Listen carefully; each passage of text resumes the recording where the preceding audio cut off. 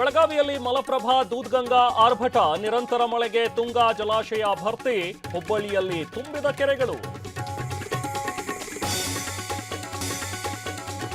ಬೆಂಗಳೂರಿನಲ್ಲಿ ಮುಂದುವರಿದ operation footpath, Jayanagar JP ನಗರದಲ್ಲಿ ಒತ್ತುವರಿ ತೆರವು, ಫ್ರೀಡಂ ಪಾರ್ಕ್ನಲ್ಲಿ ಬೀದಿ ಬದಿ ವ್ಯಾಪಾರಿಗಳ ಪ್ರತಿಭಟನೆ. ಬೆಳ್ಳಂಬೆಳಗ್ಗೆ ಅಧಿಕಾರಿಗಳಿಗೆ ಲೋಕಾಯುಕ್ತ ಶಾಕ್, ಬೆಂಗಳೂರು, ಶಿವಮೊಗ್ಗ, ಧಾರವಾಡ ಸೇರಿ ಹಲವೆಡೆ ದಾಳಿ, ಚಿನ್ನಾಭರಣ, ಹಣ ವಶಕ್ಕೆ. ನೀಟ್ ಪ್ರಶ್ನೆ ಪತ್ರಿಕೆ ಸೋರಿಕೆ ಪ್ರಕರಣ, ಕೋರ್ಟ್ಗೆ ಆರೋಪಿಗಳನ್ನ ಹಾಜರು, ಜೈಲು ಜುಲೈ 11ರವರೆಗೆ ನ್ಯಾಯಾಂಗ ಬಂಧನ ವಿಸ್ತರಣೆ.